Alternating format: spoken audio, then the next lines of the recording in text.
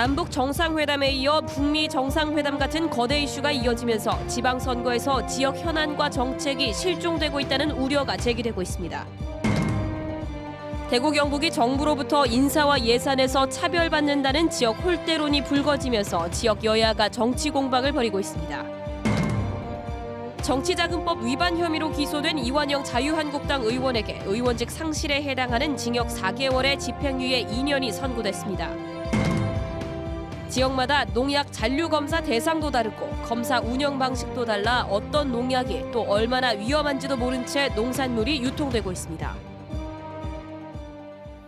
시청자 여러분 안녕하십니까? 계속해서 대구 경북 소식입니다.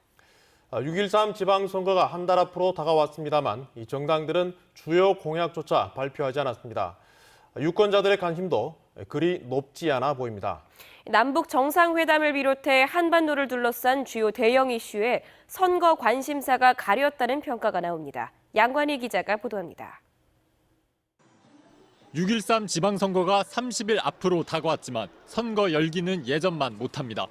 남북 정상회담에 이어 북미 정상회담까지 대형 이슈가 줄을 잇자 눈과 귀가 선거판을 떠나고 있습니다. 이렇게 한번 보고 그냥 지나치는 것 같아요. 잘 안 봐요, 그걸. 그래서 잘 모르겠어요. 이제 매스컴이나 다 그렇게 다 노출시켜버리니까 국민들 그 관심사가 다 그쪽으로 가니까.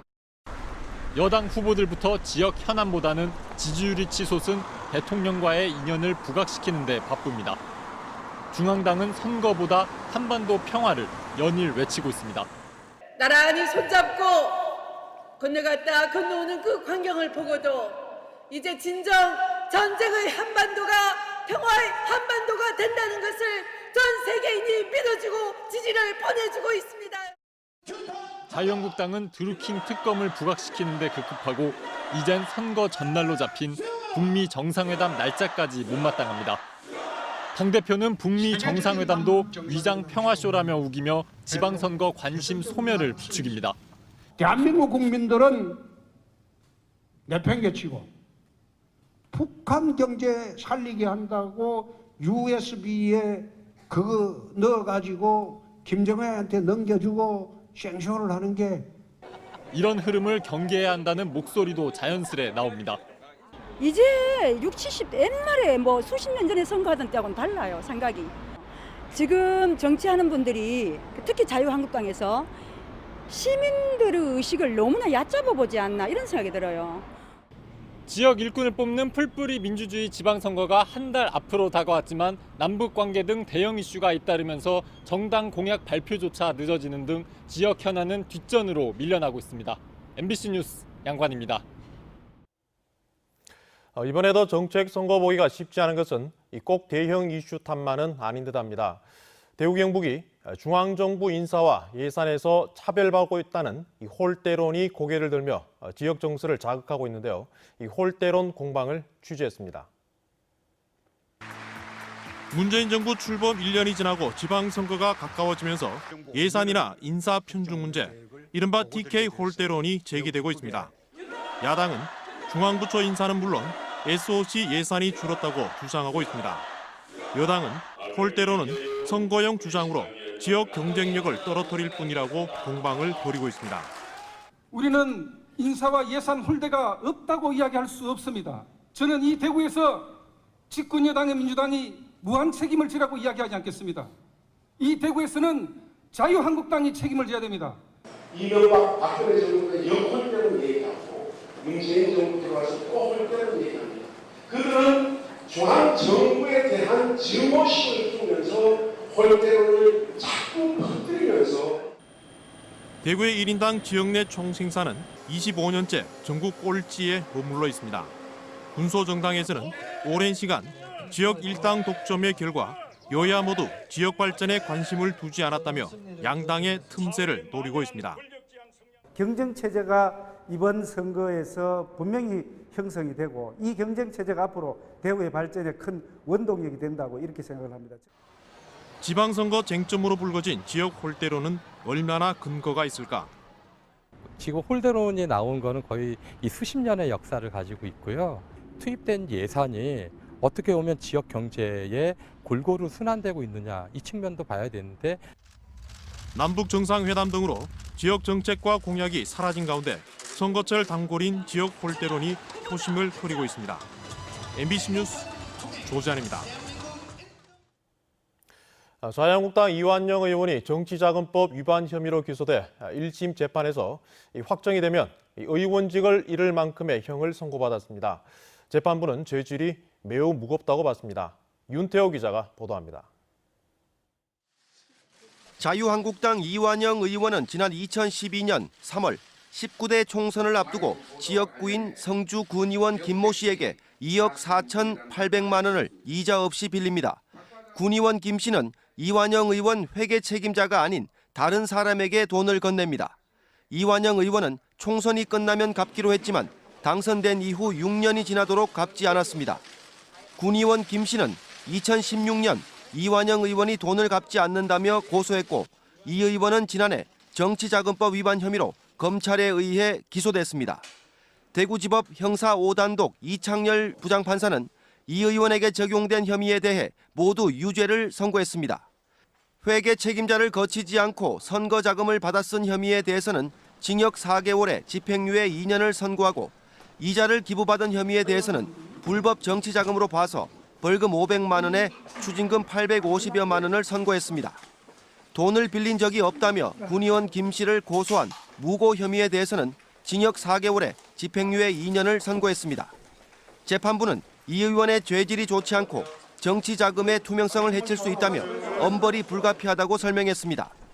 이 의원은 선고 결과에 대해 아무런 입장을 밝히지 않고 서둘러 법정을 빠져나갔습니다. 국회의원이 정치자금법을 위반해 징역형이나 벌금 100만 원 이상 벌금형을 받아 형이 확정되면 의원직을 잃게 됩니다. 항소심 판결이 어떻게 나올지 주목됩니다. MBC 뉴스 윤태호입니다.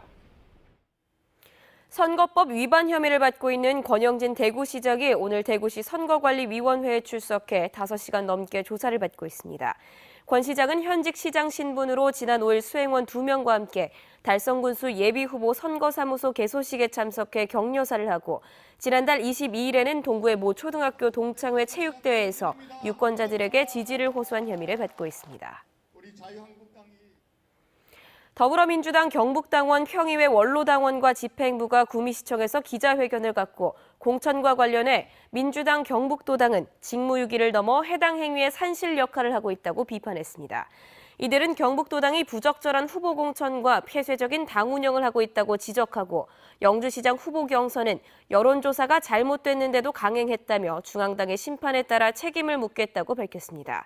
대구에서도 지난달 12일 필승 결의대회 때 공천에 탈락한 후보와 지지자들이 단상에 올라 항의하는 등 대구 경북에서도 민주당의 공천 파열음이 잇따랐습니다. 우리가 식탁에 올리는 농산물, 농약 걱정 없이 먹어도 될까요? 농약 검사는 한다는데 믿고 그냥 먹기에는 문제가 적지 않습니다. 윤영윤 기자가 취재했습니다. 위험농약 특별검사에 나선 대구지방식약청과 국립농산물품질관리원은 지난해 11월 경북에서 생산된 채소에서 카보퓨란이라는 농약 성분을 검출했습니다. 이 물질이 사람 몸에 들어가면 호흡 곤란과 환각, 유산을 일으킬 수 있기 때문에 0.05mg을 넘으면 안 되지만 2배 가까이 남아 있었던 겁니다. 지난 2014년 이후 농약업체 한 곳에서만 300억 원어치 이상 팔 정도로 많이 사용되는 농약입니다. 경상북도에는 카보퓨란 성분을 검사할 수 있는 장비가 없습니다. 실제 경상북도에서 검사하고 있는 잔류 농약 성분은 158개로 전국에서 가장 적습니다. 세종시와 비교하면 절반에도 미치지 못합니다. 저희들이 그 농산물만 하고 있는 게 아니고 농산물 말고 모약품, 화장품, 한약재 해서 저희들 일일 3명이 지금 움직이고 있습니다. 일단 대구 그 농산물검사소 같은 경우에는 연구사 6명에서 움직이고 240종 정도의 농약 성분을 검사하고 있는 대구시는 사정이 그나마 괜찮은 편이지만 안심할 단계는 아닙니다.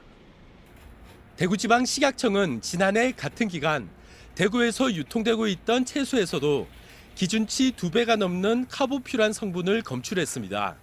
장비는 가지고 있지만 대구시 보건환경연구원이 검사하는 데 시간이 많이 걸린다며 농산물 도매시장의 채소에 대해서는 검사를 하지 않고 있어 시중에 유통된 겁니다. 이제 매일매일 들어오는 그 신속 검사 항목에는 그게 포함이 안 되고 있고요. 이제 신속으로 나가야 되니까 네, 검사 항목이 그런 신속 검사에 이제 적합한 그런 항목으로 되어 있는 거고요. 지역에 따라 농약 잔류 검사 대상이 들쭉날쭉하면서 어떤 농약이 얼마나 위험한지도 모른 채 농약 잔류 기준치를 넘긴 농산물이 유통되고 있습니다. MBC 뉴스 윤용균입니다. 현직 단체장의 지방선거 출마로 시군 행정이 권한 대행 체제로 전환되면서 시군마다 공직기강 확립과 선거 중립에 비상이 걸렸습니다. 3선으로 임기가 끝나는 자치단체를 제외한 도내 시군의 부단체장들은 선거에 출마한 단체장의 선거를 돕거나 편의를 봐주는 일이 없도록 지시하는 한편 공직기강 확립을 위한 비상관리체제에 들어갔습니다. 대구은행 부패청산 시민대책위원회는 수성구청의 펀드 손실금을 메워주기 위해 은행 전직 임원 14명이 개인 돈 12억 2천여만 원을 쓴 것이라는 경찰 수사 결과는 믿기 어려운 부실 수사라고 주장했습니다. 구청 공무원 6명이 펀드 손실을 감추기 위해 정기예금에 예치한 것처럼 허위 서류를 만든 것도 윗선 개입이나 조직적 은폐 의혹이 있지만 경찰이 규명하지 못했다고 비판했습니다. 천연 기념물이자 멸종 위기종 1급인 사냥이 잇따라 죽은 채 발견됐습니다.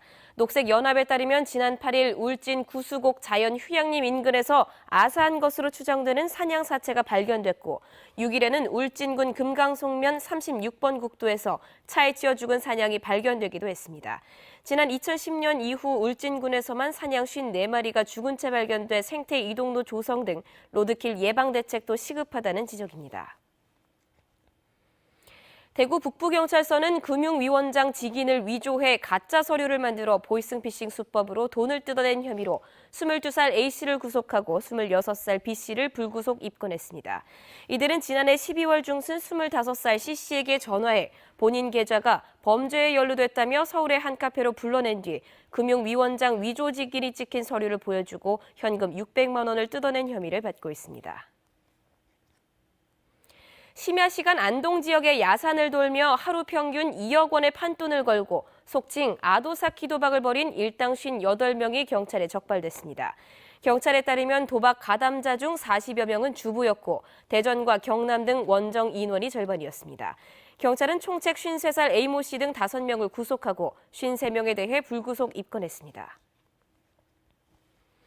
대구 강북경찰서는 지난해 1월부터 국내 유명 포털 사이트가 운영하는 SNS를 통해 짝퉁 해외 유명 골프옷 750여 점을 싸게 팔아 부당이익 3,400여만 원을 챙긴 혐의로 42살 A씨 등 5명을 입건했습니다.